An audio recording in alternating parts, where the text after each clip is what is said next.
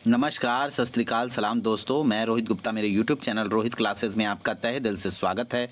दोस्तों, हम यहाँ प्राचीन भारत का इतिहास तथा संस्कृति के सी श्रीवास्तव के बुक को पढ़ रहे थे, जिसमें दोस्तों हमारा चैप्टर नंबर 17 चल रहा था, जिसका टॉपिक नंबर 1 हम लोगों ने कंप्लीट कर लिया है। और आज दोस्तों हम लोग टॉपिक नंबर 2 मौर्य वंश में चंद्रगुप्त की उपलब्धियां पढ़ने जा रहे हैं। ठीक है, तो चलिए वीडियो को स्टार्ट करने से पहले आप सभी लोगों से अनुरोध है कि जो लोग भी इस वीडियो को देख रहे हैं वो प्लीज़ वीडियो को लाइक कर दीजिए। चैनल को अब तक जिन्होंने सब्सक्राइब नहीं किया है दोस्तों, वो प्लीज़ चैनल को सब्सक्राइब करके बेल आइकन प्रेस कर दीजिए, ताकि आने वाली वीडियोज़ आपको सही टाइम पर मिल सके। और वीडियो को ज़्यादा से ज़्यादा लोगों में शेयर करिए, ताकि ये वीडियो और भी लोगों तक पहुँच सके। ओके दोस्तों, तो चलिए स्टार्ट करते हैं। मौर्य वंश में चंद्रगुप्त की उपलब्धियाँ। चाणक्य ने जिस कार्य के लिए चंद्रगुप्त को तैयार किया था, उसके 2 मुख्य उद्देश्य थे। पहला, यूनानियों के विदेशी शासन से देश को मुक्त करना। दूसरा, नंदों के घृणित एवं अत्याचारपूर्ण शासन की समाप्ति करना। यद्यपि इतिहासकारों में इस विषय में मतभेद है कि चंद्रगुप्त तथा चाणक्य ने सर्वप्रथम पश्चिमोत्तर भारत में यूनानियों से युद्ध किया अथवा मगध के नंदों का विनाश किया। तथापि यूनानी, रोमन एवं बौद्ध साक्ष्यों से जो संकेत मिलते हैं, उनसे यही सिद्ध होता है कि चंद्रगुप्त ने पहले पंजाब तथा सिंध को ही विदेशियों की दासता से मुक्त किया था। कौटिल्य यानी चाणक्य यानी विष्णुगुप्त, ठीक है, सभी एक ही हैं, एक ही व्यक्ति का 3 नाम। आगे, कौटिल्य ने अपने अर्थशास्त्र में विदेशी शासन की निंदा की है तथा उसे देश और धर्म के लिए अभिशाप कहा है। चंद्रगुप्त ने बड़ी बुद्धिमानी से उपलब्ध साधनों का उपयोग किया तथा विदेशियों के विरुद्ध राष्ट्रीय युद्ध छेड़ दिया। उसने इस कार्य के लिए एक विशाल सेना का संगठन किया। इस सेना के सैनिक अर्थशास्त्र के अनुसार निम्नलिखित वर्गों से लिए गए थे। पहला है चोर अथवा प्रतिरोधक, दूसरा है मलेच्छ, तीसरा है चोरगण और चौथा है दोस्तों आटविक। ठीक है, आटविक। आगे, और 5वां है हमारा शस्त्रोपजीवी श्रेणी। ठीक है, शस्त्रोपजीवी श्रेणी, ये हमारा 5वां है। आगे, जस्टिन चंद्रगुप्त की सेना को डाकुओं का गिरोह कहता है। मैक्रिंडल पढ़ रहे हैं, क्षमा करिएगा दोस्तों, मैक्रिंडल है, ठीक है, याद रखिएगा। मैक्रिंडल के अनुसार इससे तात्पर्य पंजाब के गढ़ जातीय लोगों से है, जिन्होंने सिकंदर के आक्रमण का प्रबल प्रतिरोध किया था। मुद्रा राक्षस तथा परिशिष्ट पर्वन से पता चलता है कि चंद्रगुप्त को पर्वतक नामक एक हिमालय क्षेत्र के शासक से सहायता प्राप्त हुई थी। कुछ विद्वानों ने इस शासक की पहचान पोरस से की है। ठीक है, वही जो सर्वप्रथम अलेक्जेंडर से लड़ा था। आगे, किंतु इसके पीछे कोई ठोस आधार नहीं है। इलाहाबाद विश्वविद्यालय के डॉक्टर ओम प्रकाश ने प्रवर्तक की पहचान अभिसार के शासक के साथ किए जाने के पक्ष में अपना मत प्रकट किया है। यह चंद्रगुप्त का सौभाग्य था कि पंजाब तथा सिंध की राजनीतिक परिस्थितियां उसके पूर्णतया अनुकूल थीं। सिकंदर के प्रस्थान के साथ ही इन प्रदेशों में विद्रोह उठ खड़े हुए तथा अनेक यूनानी क्षत्रप मौत के घाट उतार दिए गए। उनमें आपस में ही विद्वेष एवं घृणा की भावना बढ़ी। 325 ईसा पूर्व के लगभग ऊपरी सिंधु घाटी के प्रमुख यूनानी क्षत्रप फिलिप द्वितीय की हत्या कर दी गई। 323 ईसा पूर्व में सिकंदर की मृत्यु के पश्चात परिस्थितियां और बिगड़ गईं तथा सिंध और पंजाब में सिकंदर द्वारा स्थापित प्रशासन का ढांचा ढहने लगा। इन प्रदेशों में घोर अराजकता एवं अव्यवस्था फैल गई, जिसने चंद्रगुप्त का कार्य सुगम कर दिया। आगे दोस्तों, सुगम कर दिया। इन प्रदेशों में चंद्रगुप्त की सफलता का संकेत इतिहासकार जस्टिन इन शब्दों में करता है। सिकंदर की मृत्यु के पश्चात भारत ने अपनी गर्दन से दासता का जुआ उतार फेंका तथा अपने गवर्नरों की हत्या कर दी। इस स्वतंत्रता का जन्मदाता सांड्रोकोटस यानी दोस्तों चंद्रगुप्त था। इस प्रकार जस्टिन के विवरण से ज्ञात होता है कि सिकंदर के क्षत्रपों के निष्कासन अथवा विनाश के पीछे चंद्रगुप्त का ही मुख्य हाथ था। ऐसा प्रतीत होता है कि फिलिप द्वितीय तथा सिकंदर की मृत्यु के बीच के दो वर्षों 325 से 323 ईसा पूर्व के काल में चंद्रगुप्त ने अपने उद्देश्य की पूर्ति हेतु व्यापक योजनाएं तैयार कर ली। अब उसकी तैयारी पूरी हो चुकी थी। उसने सर्वप्रथम एक सेना एकत्र कर अपने को राजा बनाया तथा फिर सिकंदर के क्षत्रपों के विरुद्ध राष्ट्रीय युद्ध छेड़ दिया। आगे दोस्तों, 317 ईसा पूर्व में पश्चिमी पंजाब का अंतिम यूनानी सेनानायक यूड्रेमस भारत छोड़ने के लिए बाध्य हुआ और इस तिथि तक संपूर्ण सिंध तथा पंजाब के प्रदेशों पर चंद्रगुप्त का अधिकार हो चुका था। वस्तुतः यह उसकी सुनियोजित योजना का फल था। जस्टिन के आधार पर यह कहा जा सकता है कि चंद्रगुप्त मौर्य तथा मैसेडोनियन क्षत्रपों के बीच भीषण युद्ध हुआ होगा तथा चंद्रगुप्त ने सिकंदर द्वारा भारत में छोड़ी गई सेना को पूर्णतः उखाड़ फेंका होगा। अतः यूडेमस ने यह बुद्धिमानी की कि चंद्रगुप्त मौर्य को बिना चुनौती दिए ही 317 ईसा पूर्व में शांतिपूर्वक भारत छोड़ दिया। अब चंद्रगुप्त मौर्य सिंध तथा पंजाब का एक छत्र शासक था। आगे दोस्तों, नंदों का उन्मूलन आइए देखते हैं, ये बहुत इंपॉर्टेंट है। आइए, सिंध तथा पंजाब में अपनी स्थिति मजबूत कर लेने के बाद चंद्रगुप्त तथा चाणक्य मगध साम्राज्य की ओर अग्रसर हुए। मगध में इस समय धनानंद का शासन था। ठीक है, धनानंद की शासन था, यहाँ लिखा है धनानंद, भी इसको कई जगह कहा गया है। ठीक है, धनानंद की शासन था। अपने असीम सैनिक साधनों तथा संपत्ति के बावजूद भी वह जनता में लोकप्रियता अर्जित कर सकने में असफल रहा और यही उसकी सबसे बड़ी दुर्बलता थी। उसने एक बार चाणक्य को भी अपमानित किया था, जिससे क्रोधित होकर उसने नंदों को समूल नष्ट कर देने की प्रतिज्ञा की थी। आगे, प्लूटार्क के विवरण से पता चलता है कि नंदों के विरुद्ध सहायता याचना के उद्देश्य से चंद्रगुप्त पंजाब में सिकंदर से मिला था। इतिहासकार हेमचंद्र राय चौधरी ने उसके इस कार्य की तुलना मध्ययुगीन भारत के राजपूत शासक राणा संग्राम से की है, जिसने इब्राहिम लोदी का तख्ता पलटने के लिए मुगल सम्राट बाबर को आमंत्रित किया था, परंतु चंद्रगुप्त अपने उद्देश्य में असफल रहा। ठीक है, सफल नहीं हो पाया, असफल रहा। हम देख चुके हैं कि सिकंदर की मृत्यु के पश्चात किस प्रकार उसने यूनानी अधिकारियों की हत्या कर पंजाब और सिंध पर अधिकार कर लिया। ठीक है, आक्रमण करें, अधिकार कर लिया। अब उसके पास एक विशाल संगठित सेना थी जिसका उपयोग उसने नंदों के विरुद्ध किया। दुर्भाग्यवश हमें किसी भी साक्ष्य से नंदों तथा मौर्यों के बीच हुए इस युद्ध का विवरण नहीं मिलता। बौद्ध तथा जैन स्रोतों से ज्ञात होता है कि सर्वप्रथम चंद्रगुप्त ने नंद साम्राज्य के केंद्रीय भाग पर आक्रमण किया, परंतु सफलता उसको नहीं प्राप्त हुई। ठीक है, नहीं मिली। उसकी सेना नष्ट भ्रष्ट हो गई। अब उसे अपनी भूल ज्ञात हुई तथा उसने दूसरी बार सीमांत प्रदेशों की विजय करते हुए नंदों की राजधानी पर धावा बोला। ऐसा प्रतीत होता है कि नंद मौर्य युद्ध बड़ा रक्त रंजित रहा होगा।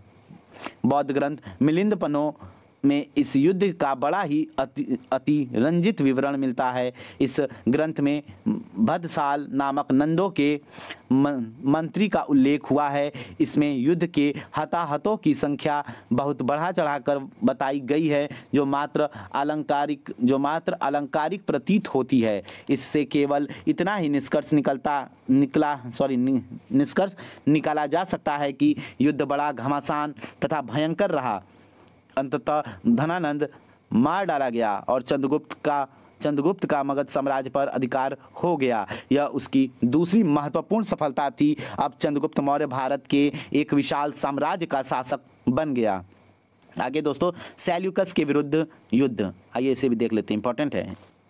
इसी में देवी हेलेना का विवाह होता है चंद्रगुप्त मौर्य से। ठीक है, इसमें समझौता होता है। आइए देखते हैं सेल्यूकस के विरुद्ध युद्ध में क्या है।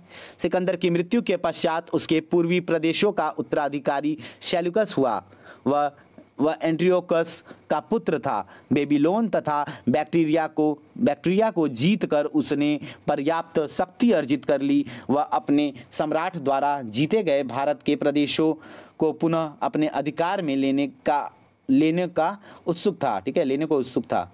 इस उद्देश्य से 305 ईसा पूर्व के लगभग उसने भारत पर पुनः चढ़ाई की तथा सिंध तक आ पहुंचा। परंतु इस समय का भारत सिकंदरकालीन भारत से पूर्णतः भिन्न था। अतः सेल्यूकस को विभिन्न छोटे छोटे प्रदेशों के सरदारों के स्थान पर एक संगठित भारत के महान सम्राट चंद्रगुप्त मौर्य से युद्ध करना था। यूनानी लेखक केवल इस युद्ध के परिणाम का ही उल्लेख करते हैं। अपियानुस लिखता है कि सिंधु नदी पार करके सेल्यूकस ने चंद्रगुप्त से युद्ध किया। कालांतर में दोनों में संधि हो गई तथा एक वैवाहिक संबंध भी स्थापित हो गया। स्ट्रैबो के अनुसार उस समय भारतीय सिंधु नदी के समीपवर्ती भाग में रहते थे। यह भाग पहले पारसिकों के अधीन था। सिकंदर ने इसे जीतकर वहां अपना प्रांत स्थापित किया, किंतु सेल्यूकस ने इन्हें सेंड्रोकोटस को वैवाहिक संबंध के फलस्वरूप दे दिया तथा बदले में 500 हाथी प्राप्त किया। ठीक है, अपनी बेटी का विवाह कराता है सेल्यूकस। आगे इन विवरणों से ऐसा संकेत मिलता है कि सेल्यूकस युद्ध में पराजित हुआ। फलस्वरूप चंद्रगुप्त तथा सेल्यूकस के बीच एक संधि हुई जिसकी शर्तें निम्नलिखित थी। ठीक है, पहला दोस्तों, सेल्यूकस ने चंद्रगुप्त को आर्कोसिया यानी कांधार और पेरोपनिसडाई यानी काबुल के प्रांत तथा एरिया यानी हेरात एवं जेड्रोसिया, ठीक है, जेड्रोसिया की छत्रपियों के कुछ भाग दिए। दूसरा, चंद्रगुप्त ने सेल्यूकस को 500 भारतीय हाथी उपहार में दिया। भाई ससुर था तो देगा ही उसको। ठीक है, चंद्रगुप्त जो है वो अपने ससुर जी को गिफ्ट करता है। आगे नंबर 3 है, दोनों नरेशों के बीच एक वैवाहिक संबंध स्थापित हुआ। कुछ विद्वानों के अनुसार सेल्यूकस ने अपनी एक पुत्री का विवाह चंद्रगुप्त के साथ कर दिया, परंतु उपलब्ध प्रमाणों से इस प्रकार की कोई सूचना नहीं मिलती। नंबर 4 है, सेल्यूकस ने मेगास्थनीज नामक अपना एक राजदूत चंद्रगुप्त मौर्य के दरबार में भेजा। वह बहुत दिनों तक पाटलिपुत्र में रहा तथा भारत पर उसने इंडिका नामक एक पुस्तक की रचना की थी। यह निश्चय ही चंद्रगुप्त की एक महत्वपूर्ण सफलता थी। इससे उसका साम्राज्य भारतीय सीमा का अतिक्रमण कर पारसिक साम्राज्य की सीमा को स्पर्श करने लगा तथा उसके अंतर्गत अफगानिस्तान का एक बड़ा भाग भी सम्मिलित हो गया। चंद्रगुप्त के कांधार पर आधिपत्य की पुष्टि वहां से प्राप्त हुए अशोक के लेख से भी हो जाती है, क्योंकि अशोक जो है अथवा बिंदुसार ने इस भाग की विजय नहीं की थी।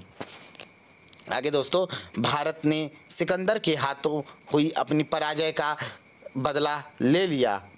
ठीक है, पराजय का बदला ले लिया, रिवेंज ले लिया। इस समय से भारत तथा यूनान के बीच राजनीतिक संबंध प्रारंभ हुआ, जो बिंदुसार तथा अशोक के समय में भी बना रहा। आगे है पश्चिमी भारत की विजय। आइए देख लेते हैं दोस्तों, पश्चिमी भारत की विजय। शक महाक्षत्रप रुद्रदामन के गिरनार अभिलेख 150 ईस्वी से इस बात की सूचना मिलती है कि चंद्रगुप्त मौर्य ने पश्चिमी भारत में सौराष्ट्र तक का प्रदेश जीतकर अपने प्रत्यक्ष शासन के अंतर्गत कर लिया था। इस अभिलेख से ज्ञात होता है कि इस प्रदेश में पुष्यगुप्त वैश्य चंद्रगुप्त मौर्य का राज्यपाल राष्ट्रीय था और उसने वहां सुदर्शन नामक झील का निर्माण करवाया था। सौराष्ट्र प्रांत के दक्षिण में सोपारा, महाराष्ट्र प्रांत के थाना जिले में स्थित नामक स्थान से चंद्रगुप्त के पौत्र अशोक का अभिलेख प्राप्त हुआ है, परंतु अशोक अपने अभिलेखों में इस प्रदेश को जीतने का दावा नहीं करता। अतः इससे ऐसा निष्कर्ष निकाला जा सकता है कि सौराष्ट्र के दक्षिण में सोपारा तक का प्रदेश भी चंद्रगुप्त मौर्य द्वारा ही विजित किया गया था।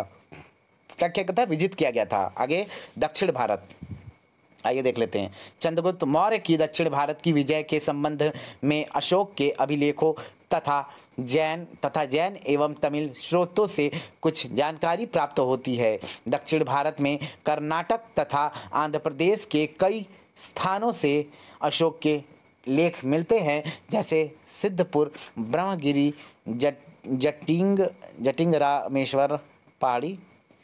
कर्नाटक राज्य के चित्रदुर्ग जिले में स्थित है ये चीज़, जटिंगरामेश्वर पहाड़ी जो है।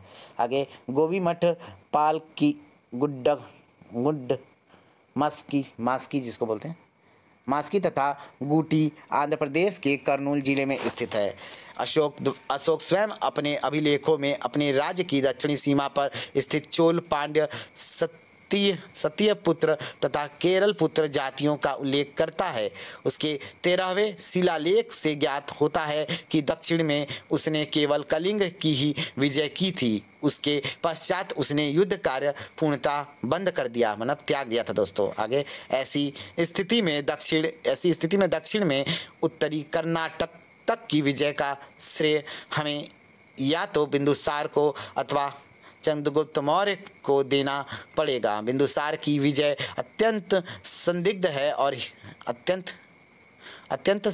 है और इतिहास उसे विजेता के रूप में स्मरण नहीं करता। अतः यही मान्यता तर्क संगत लगता है कि चंद्रगुप्त ने ही इस प्रदेश की विजय की होगी। ठीक है, आगे देखते हैं दोस्तों। आगे है चंद्रगुप्त मौर्य की दक्षिण भारतीय विजय के विषय में जैन एवं तमिल स्रोतों से भी कुछ संकेत मिलते हैं। जैन परंपरा के अनुसार अपनी वृद्धावस्था में चंद्रगुप्त ने जैन साधु भद्रबाहु की शिष्यता ग्रहण की तथा दोनों श्रवणबेलगोला कर्नाटक राज्य नामक स्थान पर आकर बस गए। यही चंद्रगिरी नामक पहाड़ी पर चंद्रगुप्त तपस्या किया करता था। आगे दोस्तों, यदि इस परंपरा पर विश्वास किया जाए तो यह कहा जा सकता है कि चंद्रगुप्त अपने जीवन के अंतिम दिनों में उसी स्थान पर तपस्या के लिए गया होगा जो उसके साम्राज्य में स्थित हो। इससे श्रवणबेलगोला तक उसका अधिकार प्रमाणित होता है। तमिल परंपरा से ज्ञात होता है कि मौर्यों ने एक विशाल सेना के साथ दक्षिण क्षेत्र में मोहर के राजा पर आक्रमण किया तथा इस अभियान में कोसर और चड्डगर नामक दो मित्र जातियों ने उसकी मदद की थी। इस परंपरा में नंदों की अतुल संपत्ति का एक उल्लेख मिलता है, जिससे ऐसा निष्कर्ष निकाला जा सकता है कि तमिल लेखक मध्य के मौर्यों का विवरण दे रहे हैं जो नंदों के उत्तराधिकारी थे। आगे इस परंपरा में मौर्यों द्वारा तमिल प्रदेश की विजय का विवरण सुरक्षित है। यह विजय निसंदेह चंद्रगुप्त मौर्य के काल में हुई होगी। आगे यदि उल्लेखनीय है कि उपर्युक्त जैन तथा तमिल परंपराओं को अनेक विद्वान ऐतिहासिक नहीं मानते, अतः इनमें हम बहुत अधिक विश्वास नहीं कर सकते। ठीक है, आगे साम्राज्य विस्तार। चलिए आइए देखते हैं दोस्तों साम्राज्य विस्तार। आगे दोस्तों साम्राज्य विस्तार को हम लोग देख लेते हैं।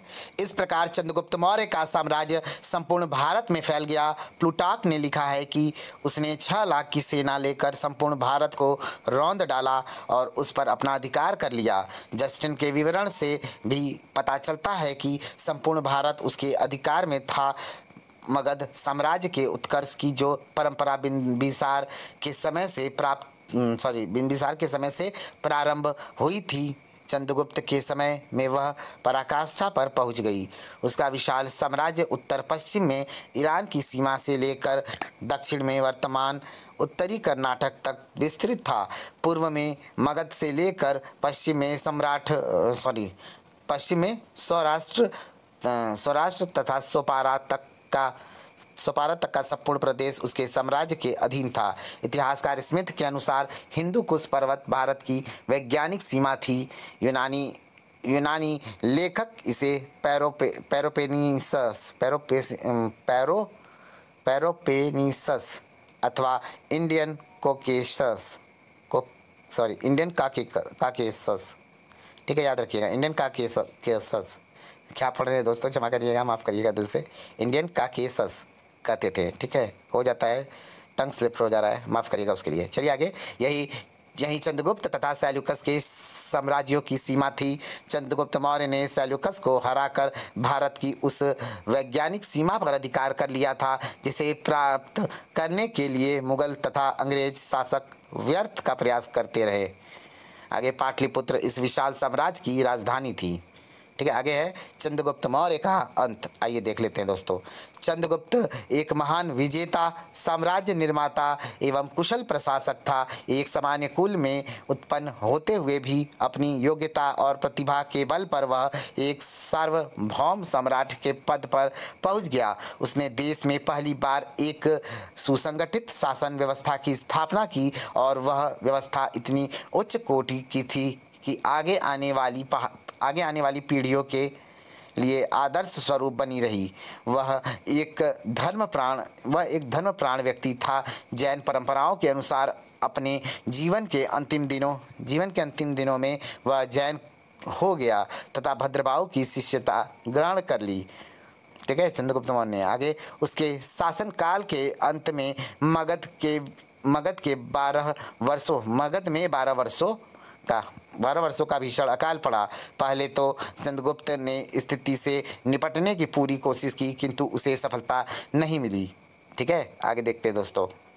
परिणाम स्वरूप वह अपने पुत्र के पक्ष में सिंहासन त्याग कर भद्रबाहु के साथ श्रवणबेलगोला यानी मैसूर में तपस्या करने चला गया। इसी स्थान पर 298 ईसा पूर्व के लगभग उसने जैन तिथि से उपवास पद्धति द्वारा प्राण त्याग किया। इसे जैन धर्म में दोस्तों संलेखना कहा गया है। यह उल्लेखनीय है कि श्रवणबेलगोला की एक छोटी पहाड़ी आज भी चंद्रगिरी कही जाती है तथा वहाँ चंद्रगुप्त बस्ती नामक एक मंदिर भी है। बाद के कई लेखों में भी भद्रबाहु तथा चंद्रगुप्त मुनि का उल्लेख मिलता है। इस प्रकार चंद्रगुप्त द्वारा जैन धर्म स्वीकार करने की बात तो सही लगती है किंतु जैन लेखकों